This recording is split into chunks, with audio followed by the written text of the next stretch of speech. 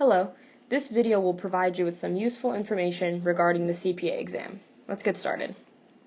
So, CPA stands for Certified Public Accountant, and it is a credential that is greatly respected within the accounting field and is one of many credentials that can be earned throughout your career as an accountant.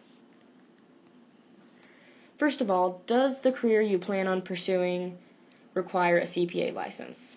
Because a lot of careers actually do not require you to be a licensed CPA.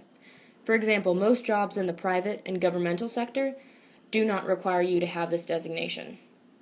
Although this credential is not required for many professions, it does add a degree of credibility next to your name.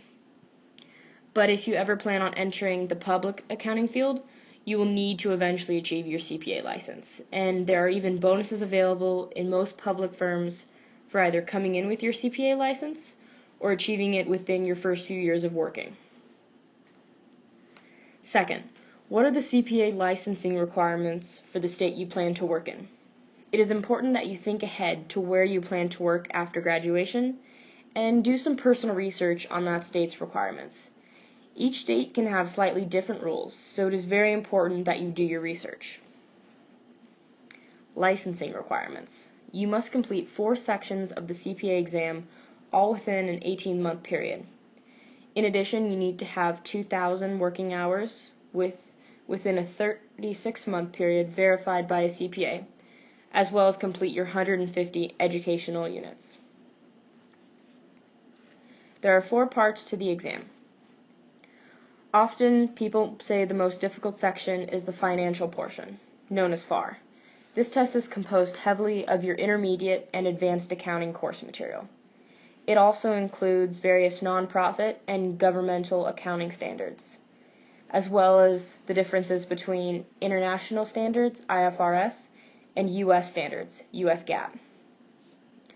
Another part of the exam is auditing, which covers conceptually the various audit processes and types of audits. Another part is regulation, also known as reg, which covers topics such as taxation, various law, and ethics. And finally, the last of the 4 is the business section, often seen as one of the easier sections with a higher pass rate, and it is composed of topics such as operations, management techniques, and economics. And this portion includes 3 written communication tasks. So even though you are pursuing a degree in accounting and dealing with a lot of numbers, you still need to know how to write proficiently and in a concise, professional manner. Right, the application process and testing. You can apply and pay for 1 to 4 sections at a time to NASBA, which stands for the National Association of State Boards of Accounting. But once you apply and pay for those sections, you then must sit and test for those same sections within 6 months of your payment. Also, all 4 parts of the exam must be completed within an 18-month period. So be sure to plan ahead and allow yourself some extra time in case you don't pass an exam the first time. And finally, you must apply for the CPA license in the state you plan on working in. But you can actually sit for the exam in nearly any state, because they all use the same nationally recognized testing center called Prometric. Testing windows.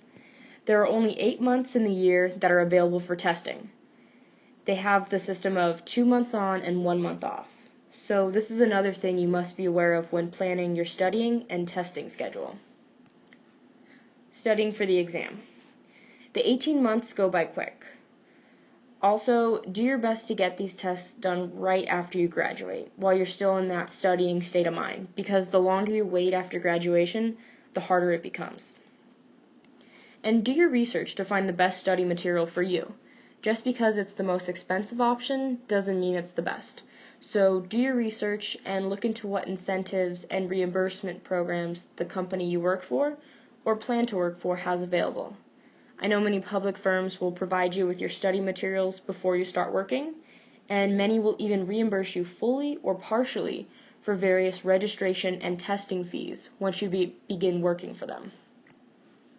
Also, please download this PowerPoint, which is right below the video link on our website, because here are a bunch of helpful links to assist you with your research.